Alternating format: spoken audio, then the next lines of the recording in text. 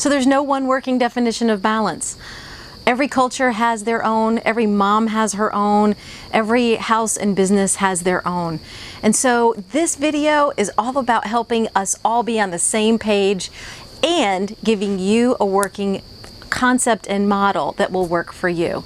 So the analogy I love to use is when I was learning to surf. So when I surf on the board, everybody at a distance will see that I'm in balance because I'm moving. And it looks a lot like this. Completely still, completely perfect, right? And I'm on the board, so if I was kind of on this side and I'm going and it looks good. However, our lives are never still. And when I'm on that surfboard, neither are my legs. What my legs are doing are moving back and forth in what's creating an equilibrium. So if a wave pushes me a little more to the left, my body's compensating, although you can't see that from the beach, my body's actually compensating to the right to keep me on the board. That's equilibrium. And a great analogy for that is a spatula. So our lives are kind of like huge, a lot going on during the week and just a little bit going on during the weekends, or we try to pack it in all on the weekends or whatever. And somehow we want this to be in balance, right? So we have to find a middle point to this. And we can do that.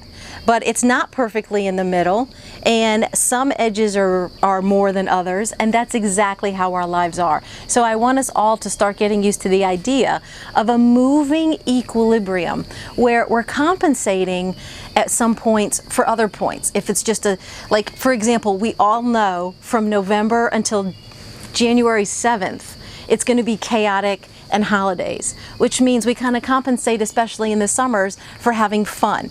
And that's just one example that we'll be talking through during the rest of this time. But for today, here's what I need you to do. I want you to get very clear about your life before we even start any further in this course. I want you to get very clear and write about what you love about your life and the pieces that you don't want to move. And I want you to write about the pieces that do need to shift or the places you feel overwhelmed. What's out of balance for you? When you get really clear about what's out of balance, all the rest of these videos are going to make sense. You may not need some, or not right now, and you may need others later, however you need to work it. So here's the deal. Give yourself some space and time, and let's get really clear. And I also want you to consider looking at your family and your regular routine and schedule and see, am I going for balance or am I going for equilibrium? Just naturally, just where are you landing with this? And next lesson will be a whole nother game.